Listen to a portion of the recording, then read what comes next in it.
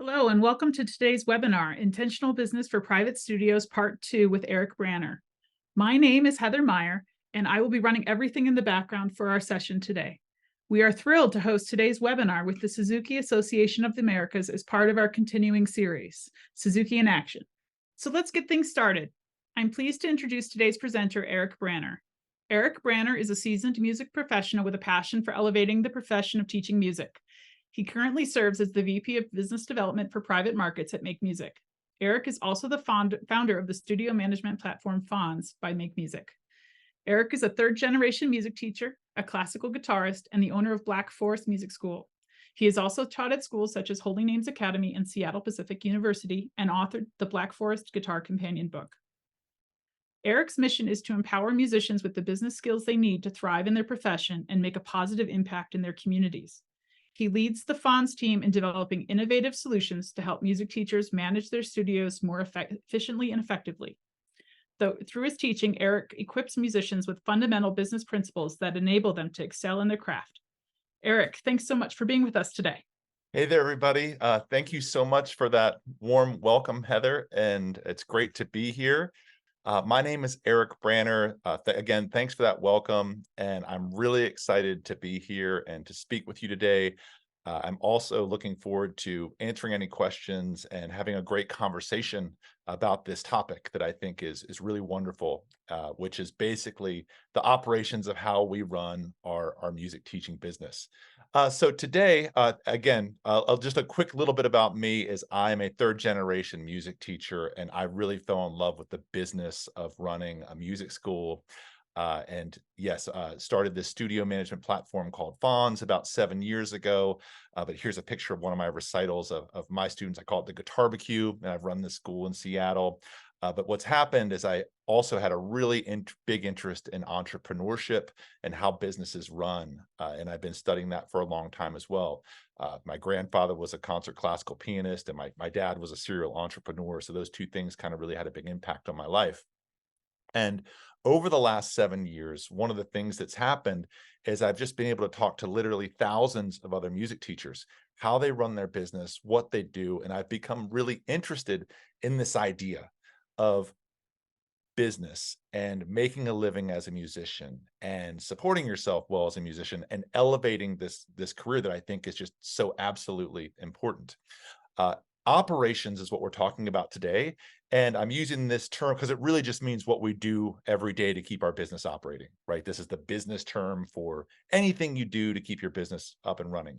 So as we discuss this today, I want to I guess, kind of forward the conversation with the idea is I don't want to tell you what you should do, but the goal of this conversation is to maybe make your mind feel curious about things that you can do to maybe dial in or change or how you operate your business and really embracing your entrepreneurial nature, because all of us as musicians are entrepreneurs, and we basically run our own businesses, is ideas that might interest you in doing your own thing or coming up with your own idea. So I'm really hoping this conversation is more of a offering direction and offering maybe some curiosity, and ways that we can really kind of make our work more impactful, and more enjoyable, and of course, more profitable too. So today's talk, we're going to talk about a lot of things, and we're going to lean into the idea of operations, and we're going to go through quite a few. And I'm going to move quickly, and I'm hoping I can cover a lot, and I have time at the end that we can answer questions. The idea of operations in any business, day-to-day things that we do to keep our business up and running.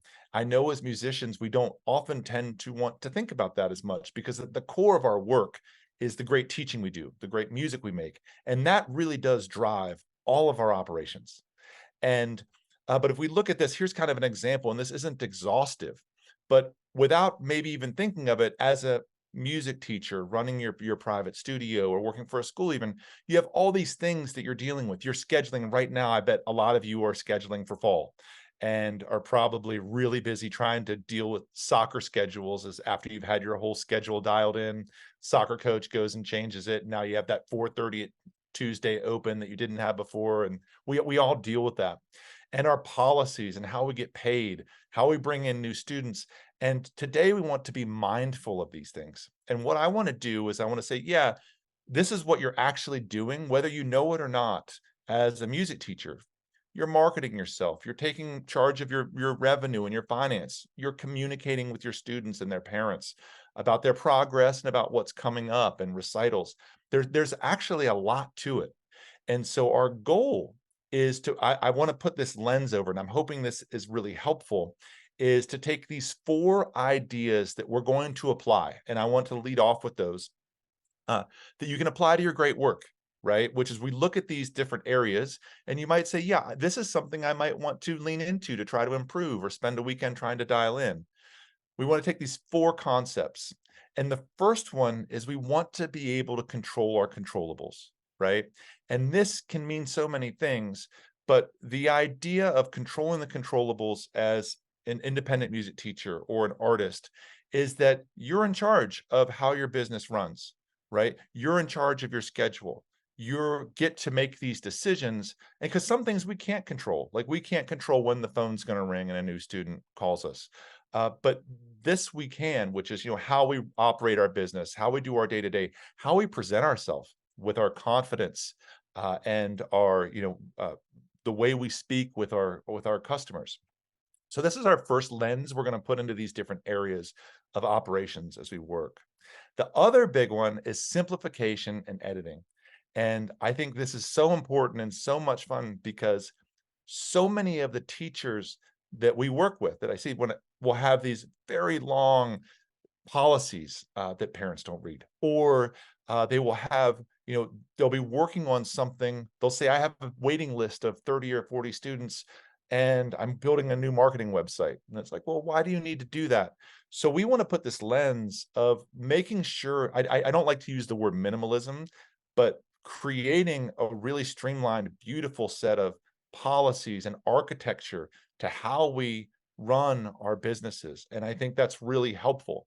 So we control what we can, we simplify and edit down to what's matters the most, both to you and to your students.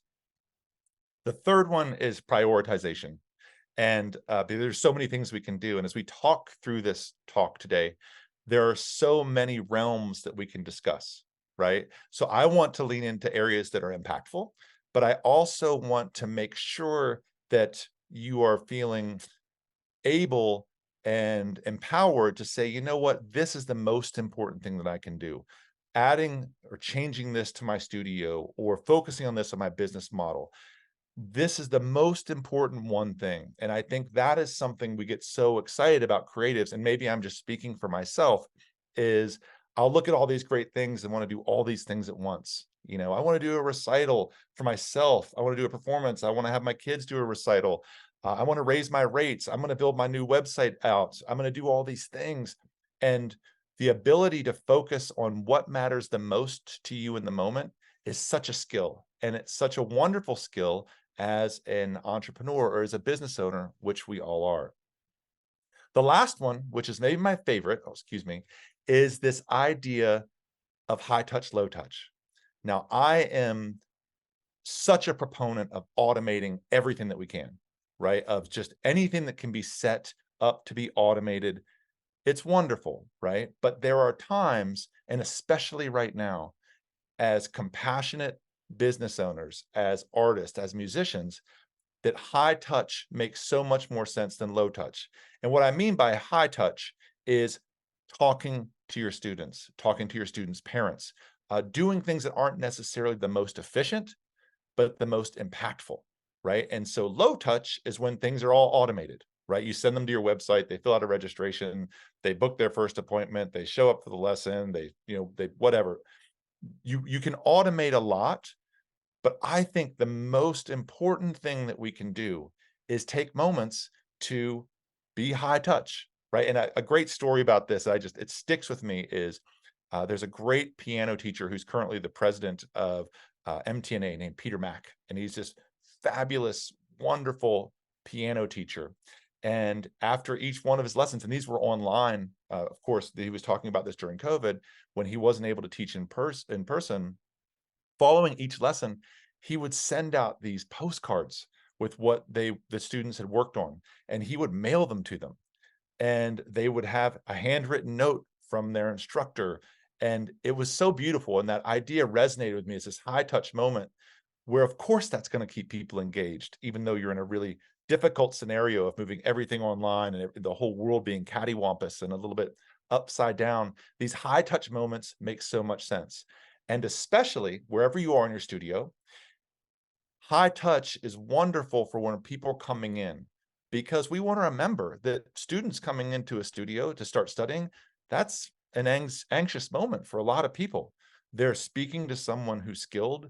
They're probably don't have that skill yet. And just like, I don't know about you all, but I still get anxious when I meet with new students too. I feel a little bit nervous as well. And I know that theirs is much more. So I try to really be high touch in that moment. So that's our fourth lens, which is we're controlling what we can. We're simplifying down all these modules as much as we can. We are really working on this high touch, and we're trying the last one in the next section is this idea of building systems, right? And I love this idea because systems is in business is just a defined set of practices and procedures that are applied to the specific activities to achieve a specific result. Now, I love and to have systems for everything from my own personal practice to how I run my teaching studio. And that's a big second part of what we're talking about today. One, we're going to put these lenses over what we want to do so we can have a really bespoke way that we run our businesses, that we do our great work. But two, a system gives us consistency, right? It allows us to not have to be doing the same thing every time, right? So when a new student calls us, we know what we're going to say. We know how we're going to present something that might be difficult to present, or like how this is how much I charge. These kind of these conversations, we're going to automate what we can. We're going to know when we're going to be high touch. We're going to plan that all out. And then suddenly you've got this, every person here who's listening, you have a unique business strategy. You have a unique business operation that's different, that's uniquely you, built on what's important to you. So we do want to set up systems to automate our payments, to make scheduling and booking better, to help growing our studio be more natural. And what this will do, these are to help you reclaim time, right? These are help you to, of course, earn more money, because that is part of what we're here to do. It is critical that artists and musicians take care of themselves, that they allow themselves to make awesome livings because they can, and their communities want them to. You'll also increase your retention, right? Because you're going to be able to focus more on being a fabulous teacher. And as much as you can focus on being a fabulous teacher, a fabulous musician, fabulous center of your community, this amplifies your work in the world. This makes students want to work. It's a virtuous cycle. So by investing in this area of your business operations, right, which it allows you to put more energy and more time into what's really important, which is being a magical artist in your community. So today, what I want to do is start with going through this, what we call this kind of funnel of what your business looks like and what operations look like. And we'll just kind of lightly tap on some of these topics, and then on some of them we'll dive much deeper into.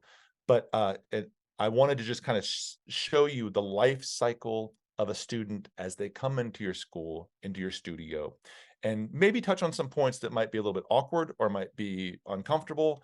And you might think to yourself, oh, I've got this completely dialed in. This is something I'm very confident in. And another area you might be like, oh, I feel this is something I might want to develop or work on. But this, and again, this is not exhaustive or complete. This is part of our operational workload or operational cycle, so we can discuss. Okay, so you look at this, of course, when we talk about top of funnel, this is another business term. Top of funnel just means how people hear about you, how people discover you. People, you could think of this as marketing for yourself, and this would be an entire other webinar that we could do talking about marketing. But for today's purpose, we just want to talk briefly about some ideas and what that is as that leads into someone contacts you. This is what we call the sales process. And I know sales is such a uncomfortable word for us to think about, but it's the reality of life. If someone contacts you, and they're considering using your services, you're in a sales mode, right? And so it shouldn't be gross. It's just a concept. It's good to say, yeah, I'm selling my services and seeing if we're an appropriate fit. Then that's going to be a great fit, and you go into onboarding. Okay. And then you get the really great part, which is in bold, of course, because that's the teaching. The teaching drives everything else. And at the core of every one of our businesses and your businesses, the teaching is what is most important, because that drives your top of funnel, right? I bet most of the people here that have been teaching for a long time would say most of their students come via word of mouth. That's all directly based on your unique, magnificent, magical teaching approach. Okay. And then we go into the cycle of the business side of it, which is, yes, you need to get paid for your teaching. How can we make that elegant? And then ongoing, we need to communicate with our students. We need to make sure they show up, that they remember their appointments, that they're able to reschedule or not, if that's not how you rock it. But all these things we want to talk through really briefly about ideas that might be interesting to you for how you might want to simplify them, or how you might want to uh, automate them, or just streamline them. So I want to take just a moment to just run through these, and we'll stop in some parts and we will come in and out. But this idea of discovery for your work, and again, this would be a wonderful entire presentation because I'm really interested in marketing. But today we want to put that lens of simplification, of controlling what we can, of being able to know what should be high touch.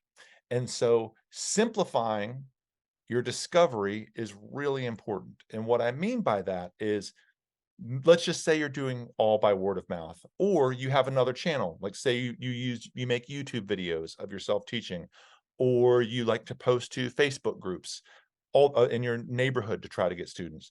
Your discovery or your marketing up top, I really encourage, it really depends on where you are in your career. If you're at a point where the phone just rings every week or two with a new student, you don't need to focus a lot on this. You don't have to prioritize.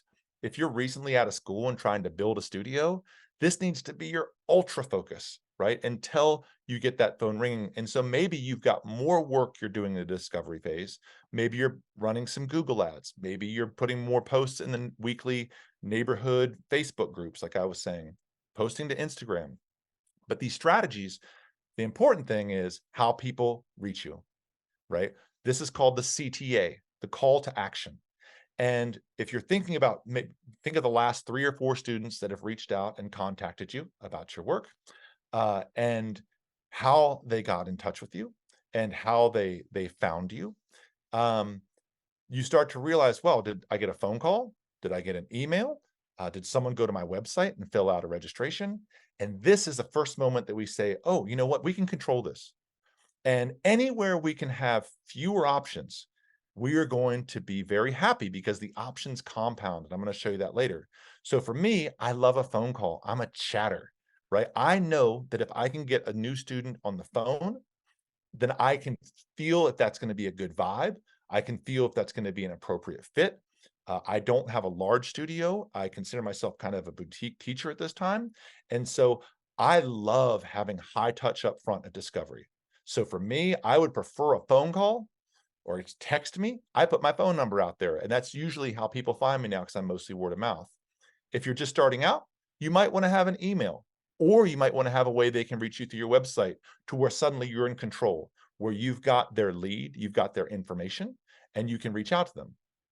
And this brings us into our next section, which we call it sales, but it's really just to see if you're a great fit, right? And I think this is a much kind of more awesome and appropriate way to think about this is, are we a great fit? Is this going to be an appropriate connection between us? So the sales cycle, though, is now someone's emailed me, right? And I bet there are people listening who this might feel uncomfortable to, because you start to think about those moments when maybe you have a meet and greet in your studio where they come in and you just sit down and have kind of a short informal lesson to see if it's a right fit.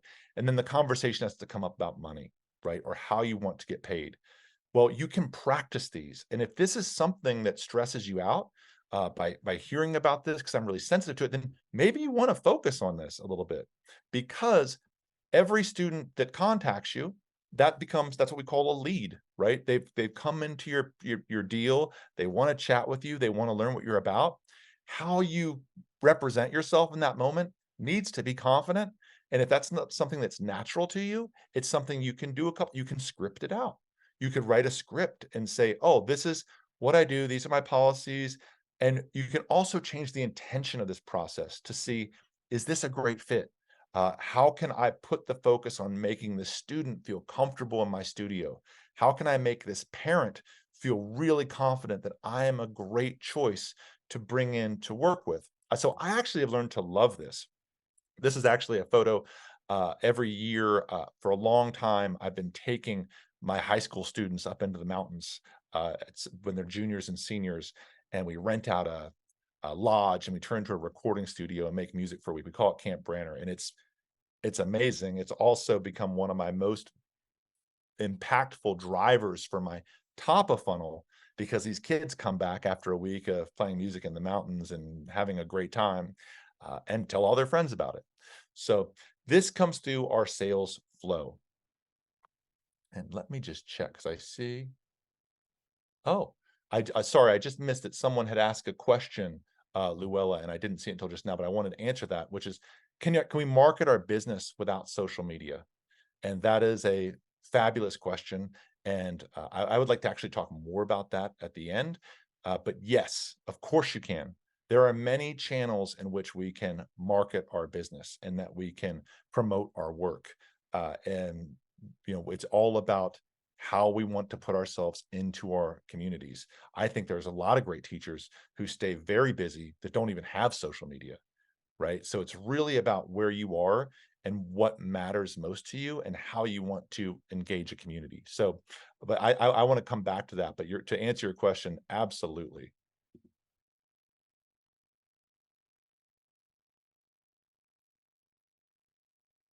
Oh, and we just had another question come in as well from Tina. Hi, Tina. Okay. So Tina asked this question, hey, how do you deal with having too many students and not wanting to take on more students, but needing to respond over phone? I'm used to sell, and now I'm needing to focus on quality versus quantity of students. Okay, so this is a lovely question too, which so you've reached this point where your top of funnel is very powerful. This is your pie being driven by word of mouth. People are reaching out to you, and you have too many students and people call you. You know what I do? Because I've been in the same thing. I still make the calls. Why? Because I see myself and my community as now I'm someone that's like, I know that I don't have space for you at this moment. I can probably refer you to someone who was, but I care about your musical development. And I spend a lot of time talking, and I really love that. To me, that's important. Another thing you could do, I mean, and that's my angle, which is I'm a high touch person up front. Also, sometimes people will call, and once we get on that call, I'm like, I need to make room for you because what you're saying is that we are a fabulous fit, and I really want to work with you. The second piece, which goes into this moment right now, which is the offer, is we can really streamline this. And so for someone like Tina, if you have that many students and the phone's ringing off the hook, you may want to consider adjusting your offer in this moment. This is a moment to be really flexible and agile. Most likely, there's an economic way that you can deal with this, which is you could probably really stand to raise your rates considerably. And this is a whole other conversation we talked a little bit more about in the last webinar. But if you're at a point where there's so much demand for your services that you can't make them, and that means you're at a point where you can probably counter that with a more appropriate selling offer, which your offer is simple. And let's apply simplicity to this moment of what your offer is. Traditionally, I'd offer 30 minutes, 45 minutes, hour lessons. I'd have different prices for each one. You could pay for them by the month, or you could pay them per lesson. And so what I just did is I created a thing with 18 different options for how we could run or how someone could choose. By simplifying our offer, now I only offer 45-minute lessons, right? Suddenly my schedule is much more symmetrical, so much more easy to fill these spots. And I charge one rate and I have one billing model. This is one stream instead of 18 that I just mentioned a moment before. Simplicity in this can make your life so much easier. And it sounds like, Tina, from the question you're asking, is like, yes, your offer might be to be like, I need to raise my rates because I'm too busy. And I'm doing this as it's an economic way that is fair, that because I have the amount of demand that I have for my services. I think simplifying and revisiting your offer is one of the great things that we can do to save time, to have more impact, and to also make it easier on our customers to work with us. So people are onboarding into our studio. We've met with them. We know that that's a fabulous fit. And then comes this next piece, which I see a lot of people talk about this in the Facebook groups, which is, what do I do to onboard? How do I get people into my trip? What's the best way to do this? And uh, I think there's a couple really important questions to ask here, because this is a moment you can control. To me, onboarding is a moment where I know that once my students are onboarded into my automation system for their payments and their scheduling, everything runs itself, right? I know that things will take care of themselves. So a lot of people, what I would really encourage for your studio, what matters to you, is if you're just trying to get this onboarding really dialed in, think of it more as the beginning of your relationship with a new family, right? With a new student. And Google Forms is really actually hard to beat for this. I see a lot of people have long questionnaires in their websites, but Google Forms is so simple, and it's something that you can really monitor. You can apply all the answers to spreadsheets so you can see what people are saying. Like, what are people interested in? What are people wanting? But I generally make onboarding absolutely as frictionless as possible as I can, until I know we're the right fit, because I don't want my new students to feel like going somewhere else, right? I want to be proactive and be able to work with the students that I want to work with, because if I don't, someone else will, right? And that might not mean they're the best fit. It might be there's a school in town that's really effective at sales, that's really good at driving people to start working with them, where the student would be better served by me or by you. So I feel like once you've gotten the conversation, once you've maybe had a first meeting, your meet and greet, you know, or a phone call, you know, you're a great fit, you decide how this works, onboarding then becomes much more simple. We still want to be as frictionless and as respectful to our new customers as possible. So I love the idea. Obviously, I use a CRM, or a customer relationship management tool, which is Fons, which is the platform that I helped to found. But these kind of things, of course, you could use Google Forms as well. The great thing about a CRM, and there's lots of them out there, and they're going to cover a lot of these different areas for us and allow us to have a majority of our operations automated in one place, right? And so if you're using one, great. If not, they're really good to research, because they're thinking about these operations, right? So for me, I use my CRM, which is Fons, which allows me to have the students answer these questions, allows me to set them up in the studio. When I say, oh, this is how I do my billing, and I can send you an email to have you enter your payment information, or I can enter it for you right here. I've got all this stuff dialed in to where there's no friction, to where I keep the conversation comfortable and I keep the customer feeling excited about the work we're about to do. So I've dropped some kind of some businessy words on you today, such as operations and top of funnel and discovery and CRMs, customer relationship management. You know, and these tools, they're helpful to know. And hopefully I'm not grossing you all out by sharing business terminology that one would learn in business school. But I think it's really interesting. And I think it's really fun to apply this to our teaching studios, to make them more effective businesses. So here's one of my favorites. Speaking of onboarding new clients, is studio policies. And I have looked at thousands of studio policies, and I'm so interested in it. And of course, both of my students, or excuse me, both of my children are absolute athletes. Just like my wife's an actor, I'm a guitar player. Of course, both of my kids would be way into sports, right? So we have a lot of providers that they use that help coach them in their sporting life, which is great. I read a ton of their policies as well for what they do. But the reality is that most parents, and we've surveyed on this, they do not read your studio policies, right? So the idea of people spending so much time writing these big long policies, right? Which this is how much I charge. And there's a little sample of from my 2010 policy that I dug up the other day. And then here's another actually really great example that I pulled from one of our providers the other day. Is they can be extensive, but if you don't go over them in person while you're onboarding your students or in your studio, most likely parents don't read them. They want to know two things. They want to know how you're going to get paid or how they're going to pay you, and they're going to want to know what your cancellation policy is. Those two things are the most important. So as you're listening to this and you're thinking about updating your studio policies, it's great to do it.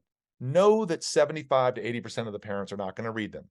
What they're going to do is look for a link to click on to enter their payment information so their child can come to lessons with you, right? That's the reality of it. But it's still great to have that conversation during your onboarding to say, oh, this is what I expect for etiquette. This is what I expect for practice. This is how the payment is going to work. This is what my calendar year is going to look like.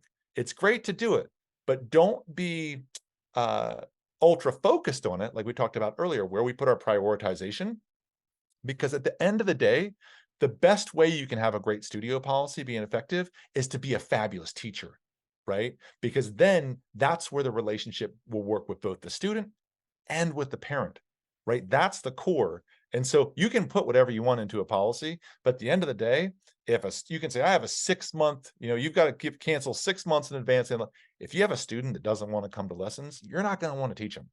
If you have a parent that's not a great fit, you're not going to want to teach them too. That's just going to cause stress for you, right? To say, well, you got to still take for 3 months. You paid for it. You don't have time for that. If you're a heart-centered, compassionate, successful piece spoke in your community wheel, and you have new people looking to take lessons with you, you need to be focused on all the people that want to be there and bring in the people that should be there. So my encouragement with policies is if you do them, great. I know a lot of people like to have them signed and say, if you don't do it, I'm going to take you to small claims court, all that. But in reality, you don't want to be that way. And this is an area I feel strongly about. It's great to have the conversation, but let your work be the policy. Let the magic that happens in the studio and the music be what keeps people wanting to come back. Makes parents want to pay you. My son is a basketball player, and there's a few of his coaches that he works with. Man, all I want to do is pay them and get him in the gym because he is so magnificently happy when he's working with these coaches that are fabulous. And so this is a way that, or a situation I've really seen this from my end as well. I also want to add, you can't have any kind of presentation these days without discussing some kind of AI, okay? And for all the things that we're talking about that are written, right? And especially if there's something you're uncomfortable with. I'm uncomfortable writing my sales script for what I'm going to say to a new customer when they first call me. I really don't feel like doing my studio policies, but I need to do something. Chat GPT is an amazing way to start building architecture for these things that you might want to have, right? And the real trick and I don't want to talk much about it because I'm sure all of you have been inundated with a million different posts about Chat GPT and what's going on with that and how to use it. But prompting and regenerating prompting and updating prompting, which is like, yeah, you can start up by saying, hey, I have a short policy. I charge this much and here's what I do. You're going to get some pretty great starting points that can save you a lot of time, right? So this is actually a really efficient tool. And I use it a lot for building out quick architectures for emails. Send an email saying we have a recital coming up. I'm also a big fan. I love to write. My mom was an English teacher of writing straight from the heart. I don't overuse this, but for things that I know in my heart aren't that critical, such as building a lesson policy that people aren't going to read, I would really encourage using Chat GPT and using these prompts and updating it until you get it right where you want it. So it is a great tool, and it wouldn't have been a complete webinar if I didn't mention it. So I feel like I'm really glad I got to just throw that out there. So let's review how much we've done so far. And again, if anyone has any questions, please put them in the Q&A. I can't see the chat. I can't tell if you're chatting over there, but I see the Q&A. So but feel free to put anything in there that you're thinking or any ideas you have. I'd love to address them. But let's look at this, what we've done so far today, and kind of where we've gotten, which is this idea of, okay, my top of funnel is great. It's fun. I'm only going to do 2 channels. I mean, maybe do word of mouth, and maybe I'll do a little bit of social media, like from the question before. Leads or selling. A lot of us might say, oh, selling my services make me feel nervous. And so I'm going to script out the important parts of this. I'm going to super high touch my customer experience coming in, just to really feel like they're enjoying our first meeting. And I'm going to verbally review our policies here, so I know we're on the same page. And then we onboard them, right? Which is, we know we're a great fit. I might utilize my CRM or use Google Forms to capture an important info, make sure we're off to a great start, and get everything up and running. And then we do the teaching. This is the thing that matters, right? And so as far as a business approach, the most important thing is the teaching. And a lot of you might not be thinking about the business side of things, and that's okay, because you're probably fabulous teachers, right? But if you can respect yourself and your customers enough to know that they're probably professionals as well, and fill in these holes around outside the fabulous teaching that you do, then you'll really start to be able to be even a better teacher. This is true. I know this is a virtuous cycle, where the more the things that you can automate, the more pieces that you can dial in to where there's no cognitive dissonance. Like, what do I say to this person who's asking me? You should know what to say. That allows you to be like, let's get in the studio. Let's make some music. Let's get this child really on a beautiful trajectory towards becoming an artist. Everything else will sort itself out. So I just love that. And we come to this kind of thesis for everything we're talking about today, which is that if your business is elegant and automated and professional, the lessons are just music. And it's nothing better. I don't know where you are, because we're about to talk about the payment side and the scheduling side, where you are in your work. But there's nothing lamer than sitting in your studio and asking a child if they remember their check, right? Or you're sitting there warming up and having to ask the parent, saying, hey, I forgot to get the check from you for last month. Can you give me that? It's such a vibe killer, right? And it's something that we don't need anymore. There's so many ways we can work around taking those friction points. And if you've been teaching for a while and you're listening to this, I'm sure there's moments where you can think, oh, that I can think of an awkward moment in my studio, a moment that felt uncomfortable. And we can get rid of 95% of them. So why don't we do that in whatever way works for you, and be mindful about it and think about maybe a couple days a month and maybe dial something in. So this next area that I want to talk about is, I truly believe, is the most impactful area as business owners that we can adjust our operations. I think and I know this from the beginning of when we did Fons 7 years ago. I was our first customer running my school, and I had a dream of setting up an automated invoicing and payment system where it would do just like probably you did growing up and your teachers do, and maybe you do now, which is, we're going to see how many lessons you had this month coming up. And then I'm going to send you an invoice for those lessons, minus any excused absences you had from the month before, but you missed that one lesson because you didn't tell me you were out of town. So I'm still going to charge you for 4, even though you only had 3. And then about a week later, you might get a check if you're lucky, or it might be 2 weeks if the kid remembers it, where they bring in a check for the wrong amount because the parent said, I thought we told you we were going to be in Hawaii that week. I mean, if this sounds familiar to any of you all, if it doesn't, that's wonderful. If it does, yeah, we've all been there. So payments can be really automated. Once you have a relationship with a customer, everything else business can be automated. It can all run itself. And that's what's really beautiful about it. So let's just take a look at this. This is the old way of doing things, right? You're teaching, the 15th of the month's coming along. Towards the end of the month, you prepare an invoice. That takes a day. We make invoices, we make adjustments, we send the invoices out around the 30th or the last week of the month. And then sometime in that first week, hopefully you get paid, right? And if you're not, you're asking for it. And maybe some of you will apply a late fee. And this becomes our cycle. At every single point of this, there is friction. Here in preparing the invoice, there's time. We're having to be like, oh, did they tell me they were out of town? Did I take off that lesson that I was sick? Sending and creating invoices is such a burden of time. And it creates this window, right? Where you've got this kind of space, right? And you've got this kind of like, you're waiting. Now, all this time, your money could already be there, right? And this is not only inconvenient for you, it's inconvenient for your customers. There are no need for late fees anymore, right? Everything can be automated. And let's just look at this new model.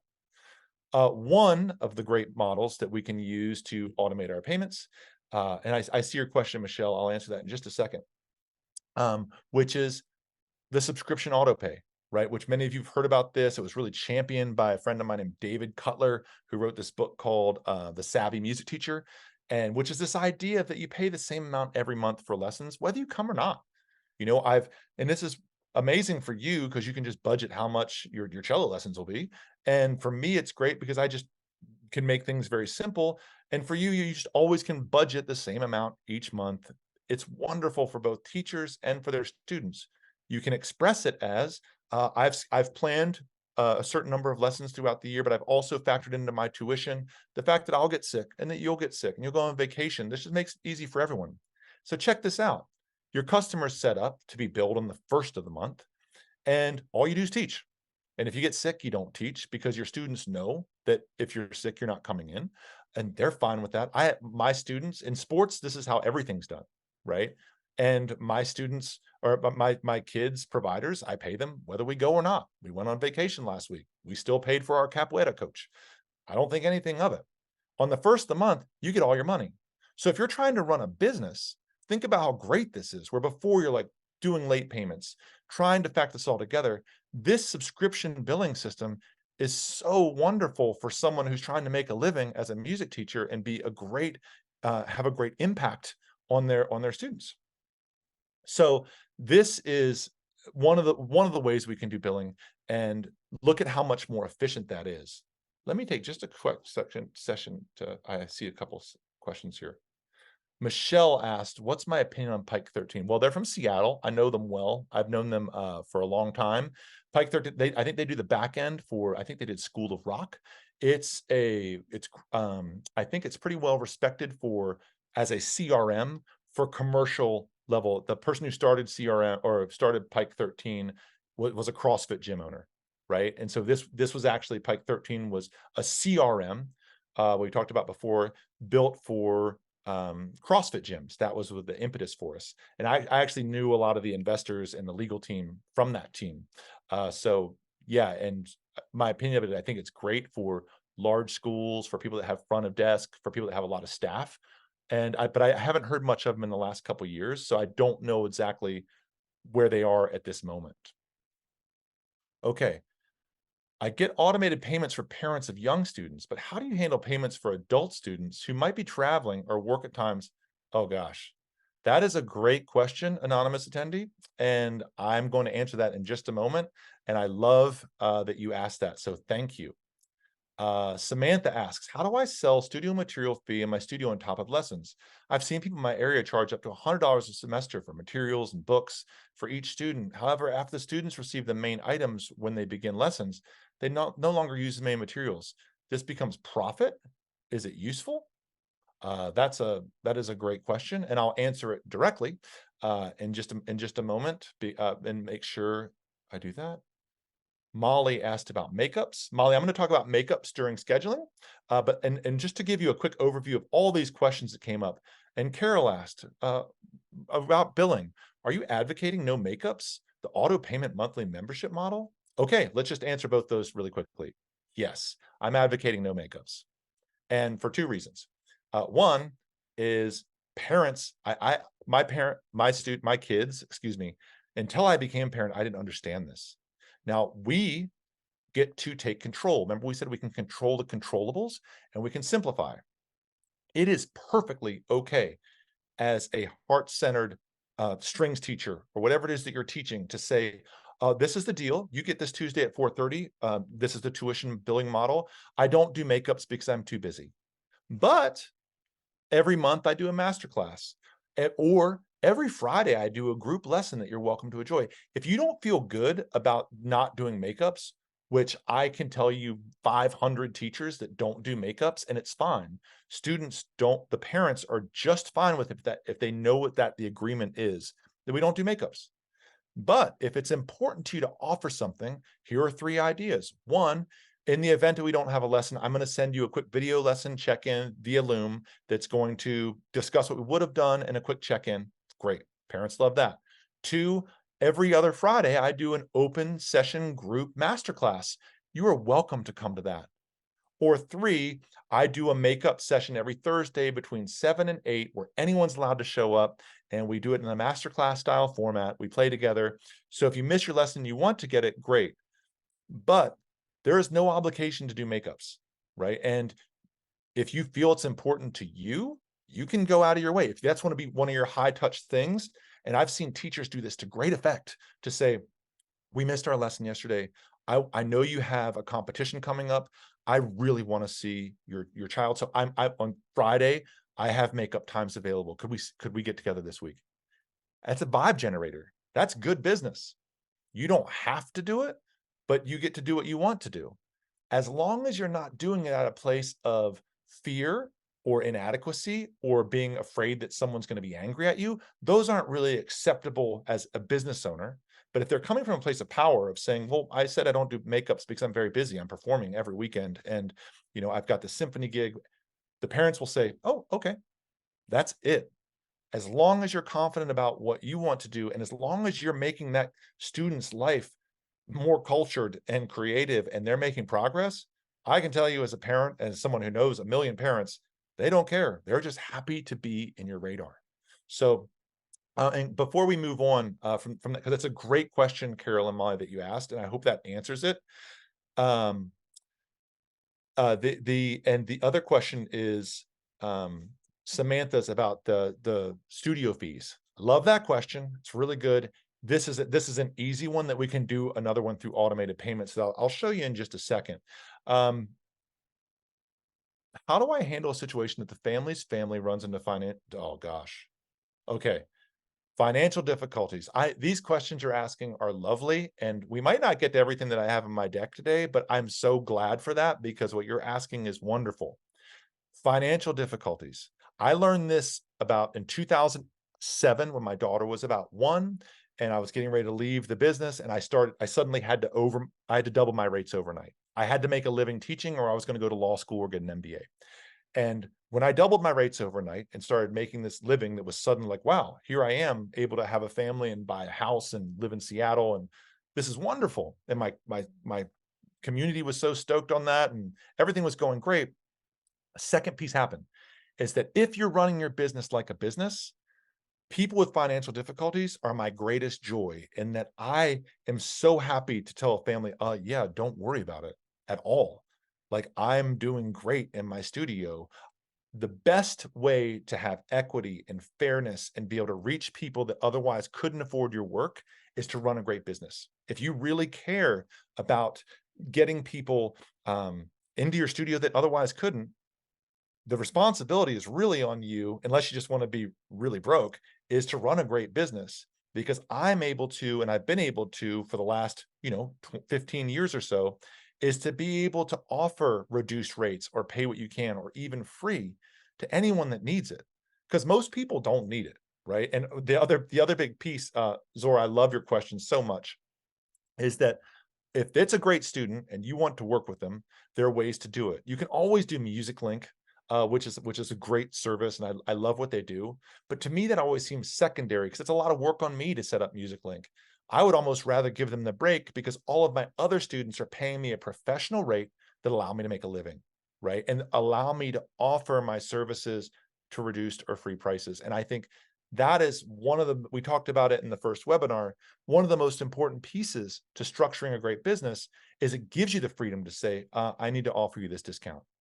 I will also say that in the last 3 years or so, the only person who has asked for a discount or balked at my prices has been the CFO of a major national health insurance company. And obviously we did not work together, but the people that I've offered reduced rates to have never asked them, because I've known through the grapevine, or I've been able to tell that maybe they had a hard time because people are prideful. And, school teachers, they want to pay you for the work you do. And if you're a single parent school teacher is trying to pay you for the work that you do, you might need to reach out and offer that as a break to say, hey, I'd like to offer you a break. It feels so good. It's also brilliant business. So I appreciate that question, Zora, and hopefully that answers your question a little bit. So as we're talking about payments, and I see, Michelle, I see your and Carol's question. I'll answer those in just a second. Again, the one thing today that I'm going to be really that say, yeah, this is probably the right way to do it is if you are invoicing is to stop. Okay. And all the questions that have been asked about getting paid, everything, the key to literally eliminating like 85, 90% of headaches for the teacher and the parents is to simplify your billing and get rid of invoicing, right? That's where just so much time is wasted. And what I want to do is just share with you these three options. Now, the great question from earlier, and I want to make sure that I'm oh my goodness, we're already like 10 till. I'm going to keep going and I'm going to keep answering your questions as long as I can. And of course, if anybody has questions or needs to follow up, please, you can feel free to email me. But I want to talk through these payments really quickly because this conversation is so great. If we're looking at getting rid of invoicing, there's three ways that we can automate our payments that we can do in a graceful, beautiful way, right? The first one I've already described, which was a subscription-based billing model, okay? And I want to show you that, or I just that I just showed you, which is simply the client has a payment method on file. Every month their card gets billed for the same amount. It's simple for everyone. It's wonderful. The second one was for this question we had above about families that might have irregular schedules. There's two great ways to do this. And this is what I actually do now. And the first one is they could think of it like an Uber for a strings teacher, right? Per appointment billing. And that was the first model that we built into Fons because it was so simple to say, I'm Eric, I charge this much for a 45-minute lesson. I have a 36-hour cancellation policy. This allows my automated system to send out a text message 48 hours before the lesson to say, hey, remember, if you can't make the lesson, you're going to get charged for it or cancel now. And then the card method on file gets billed just following the lesson. You can mix and match these billing models, but these are also appropriate, right? Students, say I'm a professional traveling a lot and I can't take lessons regularly. I want to do what the question was thinking a la carte is how that person had written in and asked. Yes, this works great. You set up a weekly appointment. It gets billed just following the lesson. If they have to be out of town, that's great. I actually love this. It's wonderful for cash flow and you always get paid on time. Lastly, the kind of way to turn the traditional billing model of invoicing on its ear is to do these prepaid lesson packages. And it's fabulous, right? And I actually want to show you that. The prepaid lesson packages, and this is the per appointment billing and the subscription of the flat rate, how that works.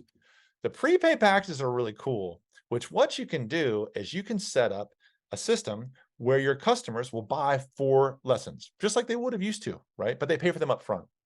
And then you apply this billing or this cancellation policy to that. Their weekly lesson after each lesson is over each week, their lesson package gets deleted, one less. It automates the cancellation policy. It automates the communications that goes out to the students.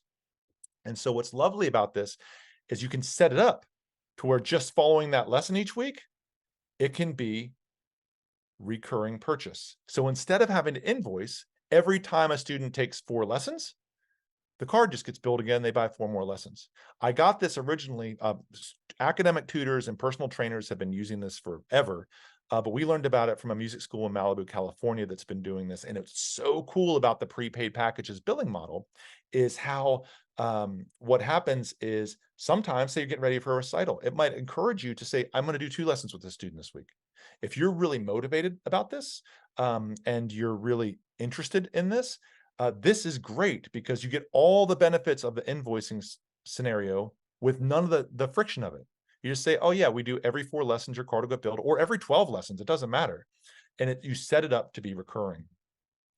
And I wanted to also, the question about the studio fees, every CRM or billing CRM, such as Fons, you can actually bill your students a certain amount, whether it's $100 for a studio fee, and automate that as well at whenever you want to. So I'm not a big fan of studio fees myself. My concept is more, I charge more, and I roll that into my experience of studying with me, where I generally will provide books or whatever kind of like recital fees. I don't usually charge for that. But then I'll send them links to get their books for whatever they need to do. I think it just keeps it easier that way. We just have a little bit of time left, and I know that oh, okay, Michelle, these are great questions. For one, check out Music Link. Music Link is a nonprofit organization that helps subsidize people that need lesson help, help with their lessons. They're a great organization. They're really cool. Carol's question about how do you know if families really need assistance? Well, you know what? That's not something I'm not going to ask someone for like their taxes or anything. I usually get the feel by meeting with them. I can tell generally the people that need assistance don't ask for it, but I can feel the strain in their voice. I've struggled financially in my life, and I know what it looks like when someone struggles financially, and I offer it. And if I'm wrong, I don't care, because most of the time I offer it, people don't accept it.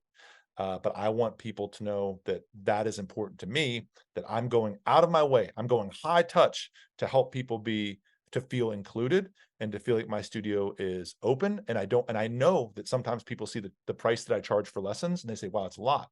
I'm like, yes, it's a lot, but I'm really good. And I've been doing it a long time. And I also make sure everyone's included. So if it's a problem, talk to me about it. Michelle, you had a follow-up question about and these are just such good questions. You had this follow-up question about software to pay up front. Of course, yeah, you can charge for the semester, or you can charge a tuition. I generally don't like to do a full semester though. I like, if I'm going to charge someone for a session, a month is great. I can deal with anybody for a month, and if they want to, but I don't want to put myself in the corner of having to deal with someone for 6 months if we're not a great fit. It normally doesn't happen, but I like to have that flexibility myself. So if it's really important for you to do a tuition, I know a lot of people do that. That's a great and acceptable way of doing things. I tend to like tuitions more for if you're actually a school and going to multiple different classes or things of that nature, but not so much as a private teacher, because I think it puts too much weight on us, right? And if you think about it, let's just say you're going to charge, do a round number, you're going to charge, say, $1,000 for a semester. It's just as easy to charge automated payments, $250 every 4 months, right? And that way you have a more significant cash flow, or a more straightforward cash flow. And if you need to get out of it, you can, right? Because everyone that I know that's done a tuition at some point has had a situation where it went south and they ended up having someone asking for a 5-month refund, which can happen, but not awesome. Wow. Any thoughts about how to best end teaching relationship with a local music business and bring the students into one's private studio? The business taking 40% of my fees and then give me a 1099 where I need to pay taxes. That's a great question. Something we've all been through. I taught at a local music school here in Seattle for a long time before I went out and opened my own studio. And there's an ethical, this is a great question. But one, it is a ethical thing where I would talk to the owner of the school and let them know it's time for you to go out on your own. I needed to do this when I was starting a family. I needed to go out and do my own thing. I got their blessing and they said, take your students. Some schools are very intense about it, and rightfully, because maybe they've done the marketing, or there is value to having a teacher, or having a teacher work for you in your school. What a school can do for you, they market for you, they do all the billing, they take care of these things. Everyone at some point, if you're going to make a living doing this, needs to go out on their own. It is part of the lifespan, the career of a professional artist, and unless you just hate doing the admin stuff, right? So it's a great question, and I always like to lean into this idea of, okay, let's just be upfront and be honest with them. We also do a concierge onboarding consultation where we look at your business, we talk about your business, and we help you get set up. So please feel free to check that out. If you write into the help desk at Fons, tell them you came to this event. They'll know, they'll be super cool. And yes, so I hope to see more of you again. This was a wonderful conversation, and I look forward to continuing it. Thanks again, Eric. Yeah, the link to the Fons family group is also on that resources slide that I'll put that back in the chat in just a minute. So thank you again for everybody for coming. Thanks, Eric. Have a great day.